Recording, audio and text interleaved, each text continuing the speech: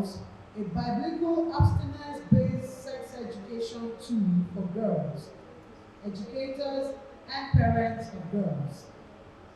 She holds conversations that empower parents with the knowledge, skills, and resolve to parent wholesome girls. She is also the convener of the Safer Christmas Carnival, a family body safety event. Irene mentors hundreds of girls on a monthly basis through her remarkable program tagged 10 over 10 Girl Sport. Her vision is an African continent with millions of females in her boardrooms championing development and inclusive growth for every African. Irene holds a bachelor's degree in banking and finance from the University of Calabar, a postgraduate diploma in education from University of Ilorin, an executive education certificate in leaders of learning from Harvard. Please put your hands together for the wonderful Irene Bangwell. Did you know that 1 in 9 girls and 1 in 20 boys will be abused sexually by the time they're 18 years old? A data from Brazil shows that 2 age groups are of interest, or 2 age groups have the highest rate of sexual abuse. The first age group is 3 to 5, the second age group is 12 to 14. Did you also know that there's a data that says that 24% of adolescent girls aged between 15 and 19 are in relationships where they are currently being sexually abused? So dear parent, I'm excited to welcome you to the 2024 For the Love of Children conference. I'm starting out asking you, why exactly are you not offering sex education to your children? If you are, I celebrate you. You're doing something laudable. I want you to know that you're not doing the wrong thing, you're doing the right thing, and you're making a big difference. How big is this difference, you may say? There's a research that also shows that children who have been sexually educated are the least likely to be sexually abused. Another data shows that one significant way of curbing the rate of sexual abuse is by providing sex education to children. But the average African parent is uncomfortable with conversations like this. And so it's my honor to be sharing with you this afternoon on the things that you need to consider in making a decision whether or not to provide sex education and exactly how to make it as effectively as possible. My name is Irene Bangwell. I'm a Raising Girls coach. I'm also the co-founder of the KNOSK 100 Naira Day School. I'm passionate about this conversation because for me, it helps parents understand an all-important parenting responsibility that we have, which is to raise children who are not abused under our watch. Not just not abused under our watch, but they are skilled to prevent abuse from occurring to them while they're in our home, and by the time they leave home and they're able to take care of themselves, to stop abuse. As a Christian, I always like to help parents understand that sexual abuse opens a window, opens a door to trauma that Satan thrives on. There are 2 ends of the possible aftermath of sexual abuse. One end is that it can lead to hypersexuality, and hypersexuality means a child can become sexually promiscuous because of the experiences they've had. On the other end, it can make a child withdrawn completely from sex. Now, being withdrawn from sex means that even when they're of age to be in a relationship, sex can become an area of challenge for them and their partner. At the same time, in withdrawing from sex, it can push them to homosexuality. And dear parent, I want you to know that you have an important role in providing adequate, effective sex education to your children. So let me show you a few things that you need to know to get started if you haven't already. And if you already have, a few things you can add to your kitty to make sure that you're offering age-appropriate, effective sex education. So number 1, what is sex education? The average parent thinks that sex education is about talking to children about intercourse, but it's not. A simple thought to have when you think about sex education is that it is about body safety education. And this means you're equipping a child with the knowledge and the skills that they need to prevent sexual harm from happening to them. And so you're providing two things: knowledge, skills, and then as they get older, conviction. Knowledge, skills, conviction, whereby the child is equipped to protect themselves from sexual harm coming from them. And so because of that definition, it means that sex education is in phases and is in stages. That's why I like to use the word age appropriate and relevant. Age appropriate here means that you're giving a child information that, one, that they can understand, and two, that they can use. They can understand it and they can use it. So for example, if you provide a 3 to 5 year old body safety education, like if you have a crush on a boy, they may understand that it means they like someone, but it's not relevant to them because that challenge is not happening to them. So it means that sex education at every point has to be age appropriate. That means easy to understand and relevant. So I'm going to share with you 5 phases that children are going to go through from age 3, for example, all the way to age 17 and even above, and what sex education for each age group should look like. Remember, sex education is not intercourse education, but rather it is body safety education.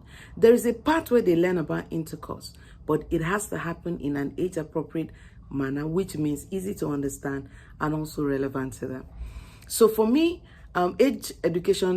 sex education should begin at the age of 3.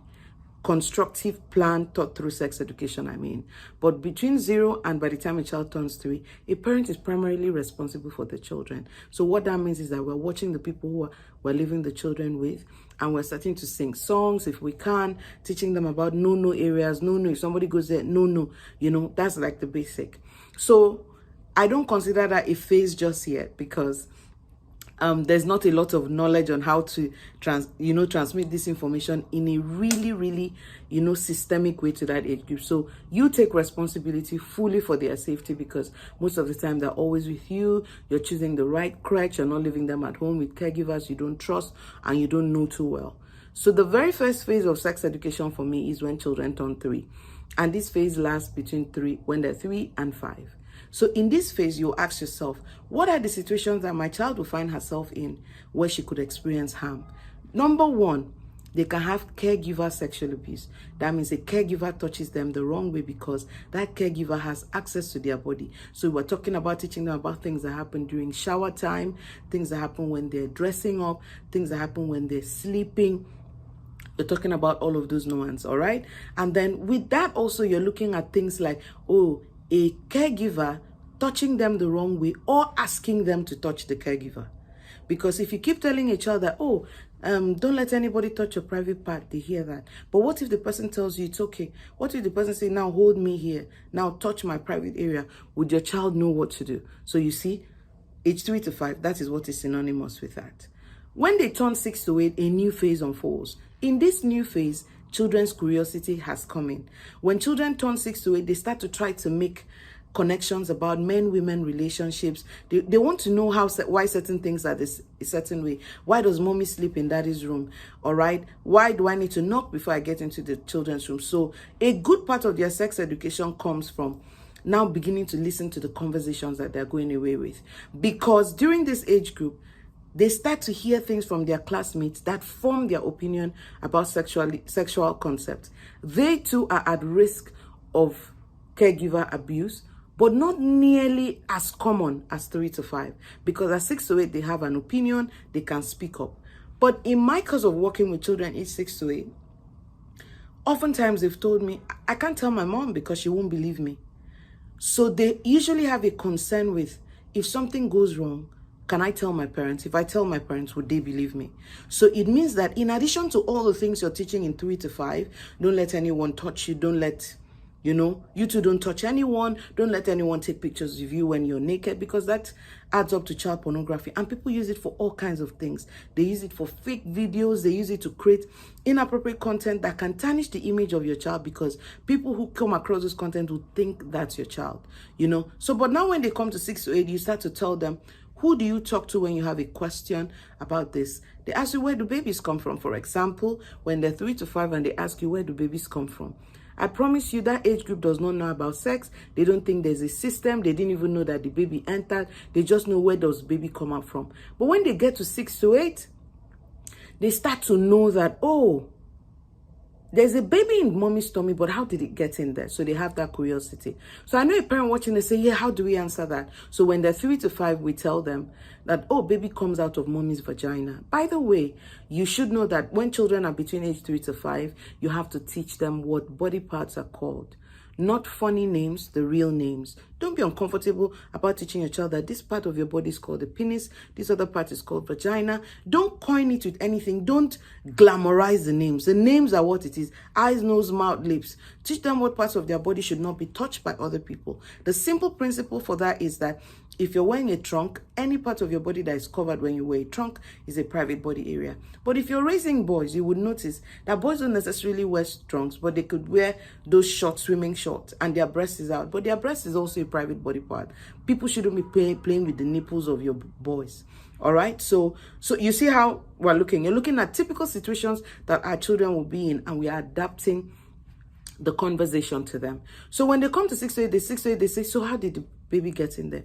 The first thing you need to know is to let them know that, oh, there's a way that God designed the system. Yes, I teach Bible-based sex education because I don't think that sex education can be sane and wholesome outside of looking at it from Bible perspective. So what do I mean by that? I teach them that God is the originator of all of these processes. So when they're 6 to 8, my teaching goes something like this. And I would say, oh, the way God designed for it. United Nations or World Bank or something says that 134,000 babies are born every year. And think about how God started creation in Adam. So it would have been a lot of creating, making 131,000 people every year. And so the way God works, he always creates a system for things to continue. So in the fruit, he put a seed so that every time you plant the seed, you have the tree again. So God designed a system for man where he put something in a woman called an egg, and he put something in a man called a sperm. And when they come together as married people, the sperm travels to the woman's body and it becomes a child. Now, if a child is growing up in an environment where they're not talking about sexual stuff, porn is not exposed, they're not exposed to porn, it will make meaning to them. They would be curious. And then for me, I would usually tell my children, I will explain to you how it really works when you turn 9. Now, when they're 6 to 8, classmates are going to say a whole lot of things. I remember the first time my daughter asked me that, what does the word sex mean? And I looked at her and I said, gender. It means gender. On your forms, school forms, is written sex. You choose male or female. And this one time she went, they did an event in their school, and another child said another child's trunk was sexy. So that's why adult language is part of the problem. One of my friends usually says that we have children growing up in adult world, hearing an adult's lingo, and it's beginning to be a problem because it's not helping them grow at the pace that they should grow. There's too much exposure of adult lingo, adult language, adult content in TV, online, to children.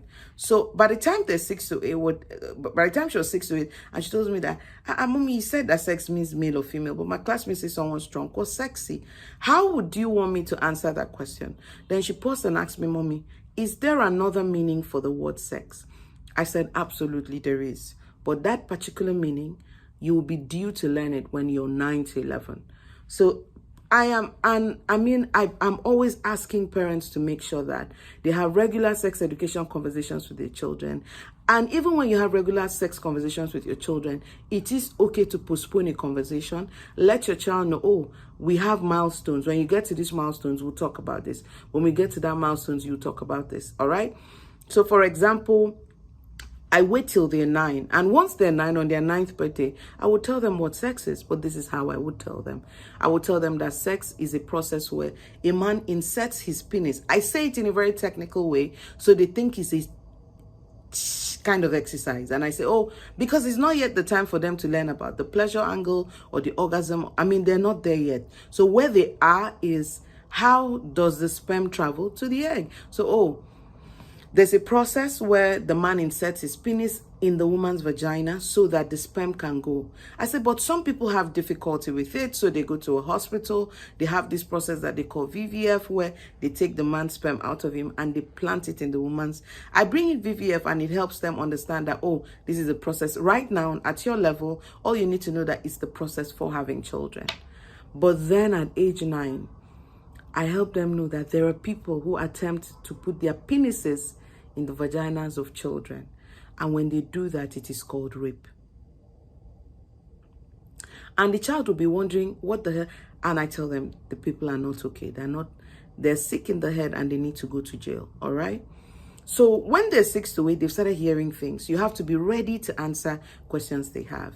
Now, 9 to 11 is the amazing sweet spot for talking about sex in the way that I just described.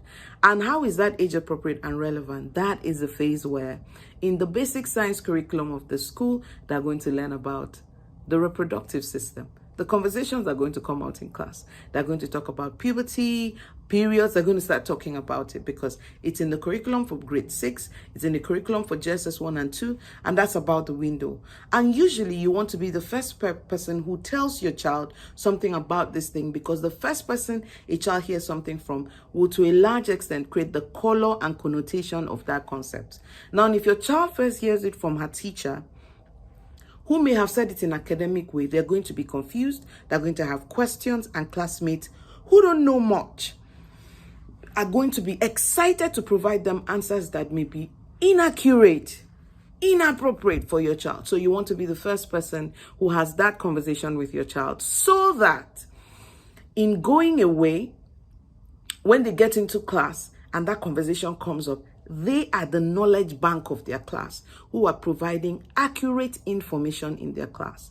I'm talking about real life experience of what I've done with my daughters. My first daughter is going to be 13 this year and my second is going to be 11. And each time I made sure they heard it from me first. They asked me questions. And usually when questions come up with their classmates, they come back to me.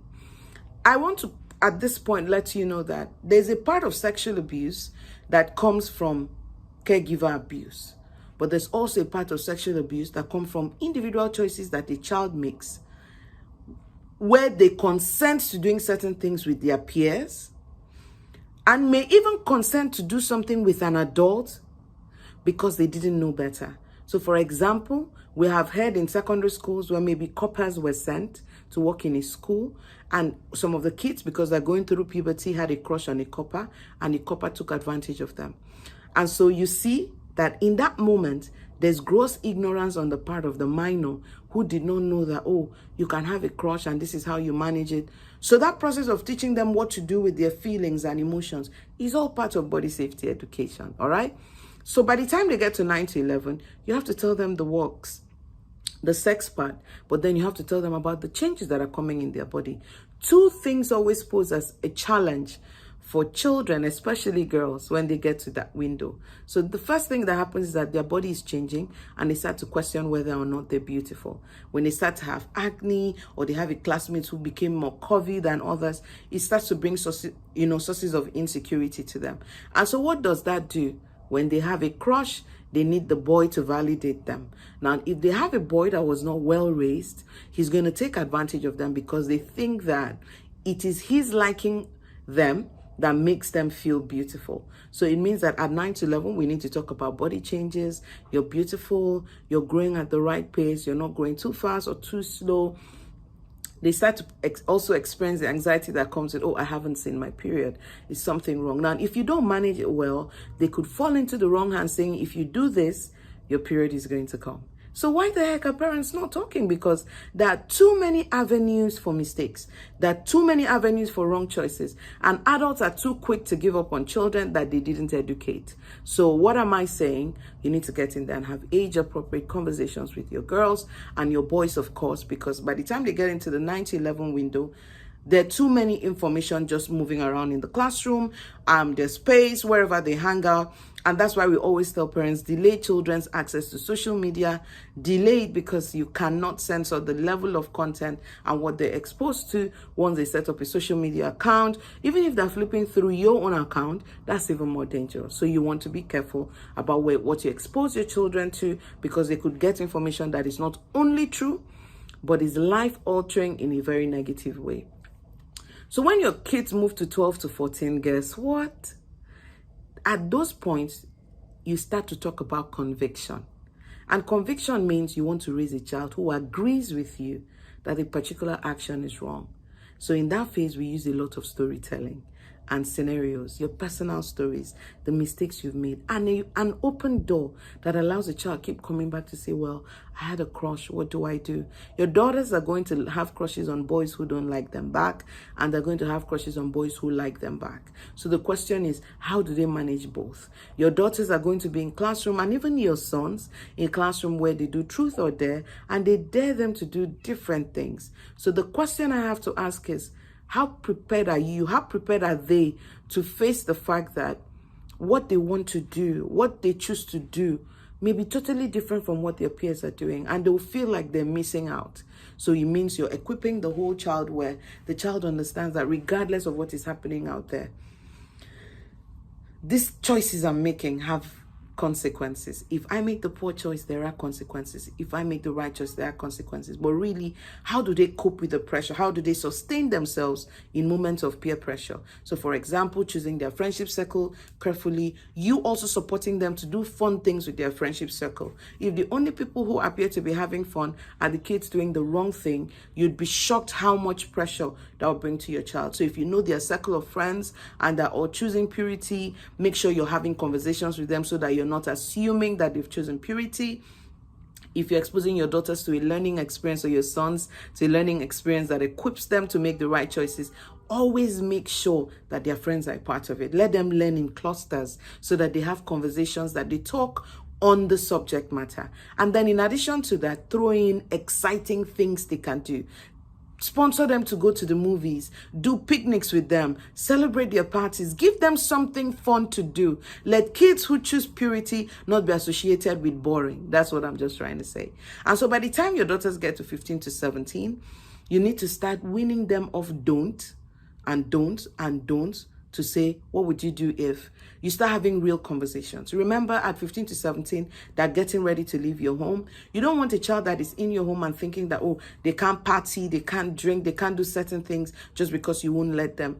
If a child is going away with that mindset, they're just waiting for the first time they get the freedom to be alone. The first time they get the freedom to be alone, they're going to make a lot of whacked choices, poor choices, choices with lasting consequences. So by the time they're 15 to 17, you're talking one-on-one. And it is this phase that you start to talk to them about dating. And in this phase, you're talking to them about what is dating? How do you know this person is right for you? What situations are wrong? What are the red flags? What kind of girl do you need to be? What kind of man do you think your personality type and with where you're coming from will be suitable? What if you like someone that doesn't like you back? What if you like someone that is dating your friend? What are the rules? What are the, you start to bring in the reality, because between 15 to 17, you're talking purely dating because they're about to leave home. And the moment they leave home is the things they had conversations with you that they leave with. So when they're 15 to 17, body safety education switches up and becomes dating education. You're not talking to them about how to do this, how to do that, what this is not good, but also don't be the only one talking. I always say sex education begins when the child starts to talk, when the child starts to ask questions, and when the child starts to argue with you. It's okay for them to argue with you. It's a child that is considering what you're saying that is arguing. So listen to what they're saying and listen to what they may not be saying. So maybe they can say, Mommy, how can you say somebody will go through school for how many years and they cannot date anybody? So what's the question? So you can ask them what will happen, and they say, oh, but they're going to be lonely. Wouldn't that be boring? So their fear is not to do wrong. Their fear is, what do I do when I'm bored? What do I do when everyone is doing this? So at that phase, you've switched it up and you're still offering valuable sex education to your children. So I was saying all of that to just let you know that sex education is super important. Super important, super important, super important. Before I run off, I want to share with you one concept that you need to talk to your kids aged 11 and below about. There's a concept called grooming. And what does it look like? It looks like this. When a person wants to abuse a child, he doesn't start out first. First and foremost, he maps the family. So that's why the people who sexually abuse your children are most likely relatives and close friends. Data shows that most of the people who abuse children are relatives. And so if you're a parent out there, you have a sibling, a relation that talks a particular way, admires children in uniforms, I want you to be alert to what people are saying around you. And many times the people who want to abuse your children start to woo them in your presence. They start to offer them gifts, because when they want to groom, they map the home. They map the child that is most vulnerable. They start to offer that child your needs. So for example, you're in your home, you have a particular child that you're always scolding, you're always hostile to, and that child is always withdrawn. And then suddenly you may have someone in your space who starts to pick interest in them. It could be from a good place, but also pedophiles pick on those kinds of kids that are already in need of support, in need of love, and they close in on them. And how do they close in on them? They start to make them feel special. They start to gift them differently from others, call them a name they don't call others. People may do that innocently to help the child get through. But as a parent, there's a problem with you having a relationship with your child that other people are trying to repair. So you have to sit up and say, look, how can I scold my child without my child thinking that they're not loved? Because that leaves room for the pedophiles to fit into. So the moment someone starts to show individual interest on your child, offer them gifts, sweet, different things, because first they start to isolate them verbally. They say really nice things that make them feel special and comfortable with them. The moment that happens, they start to look for room to spend time alone with your child. Now, in those being alone with your child, the whole idea is to make your daughter feel relaxed or your son feel relaxed. I hope sexual abuse happens both ways, boys and girls, even though there are more incidents around girls than there are boys. But as long as one boy can be abused, that's an important thing to think about. So they'll isolate the child, they can isolate the child starts to spend time with them, the child starts to feel relaxed with them, then they make the first strike. Usually, they will do something, maybe they touch the child, let's say they touch the boy on the penis, or they touch the girl on her breast. They do it to watch her reaction. If the child doesn't know that something is wrong with that, or they're not sure how they're to feel, they may not talk, they may not act. Once that happens, the uncle or auntie, whoever, will build on the fact. So as soon as they notice that your child had no reaction, did not report them, right? It gives them the idea that you can go ahead. And so they'll start to say things like, that's what people who love, that when you're special to an uncle, that's what they do. When you're special to an auntie, and that's the beginning of abuse. So you need to talk to your children about that. And then many times when I work with children, they'll say, oh, that when it happened, they thought it was a mistake. They didn't know what to do. In fact, I met a woman who said the uncle that was abusing her used to tell her that there are things I do for children that are special to me. And she was literally begging him, say, do it to me too, do it to me too, because she didn't know. Now, we want to be the generation that can never happen to our children, because we are alert and we know what to do. So what should your child know if someone makes an attempt at them? First thing, that they can talk to you and you will believe them. And when they talk to you, it is not a police case. It is not a church case. It's not a family matter. It's a police case. I want to say that again. When your child reports someone who has made an attempt at abusing them, it's not a family meeting matter. It's not a church matter. It is a civil case. It's a police case. Even if that person is your biological sibling, you need to take action, because every time you said, leave my house, you literally send them to hurt another child. Let your home be the stop point for someone making an attempt at abusing children. Whoever they are, they must be reported to the police and they must follow due consequences. So I'm going to end my session here, but I hope I've been able to convince you that, number one, sex education is necessary. It's not harmful. It has to be age appropriate. And I've demonstrated to you what makes it age appropriate, and then how to teach your children to respond where somebody grooms them, but also you, when they report someone to you, exactly what you should do. I want to thank you for having me, and I look forward to answering the questions you have. God bless you.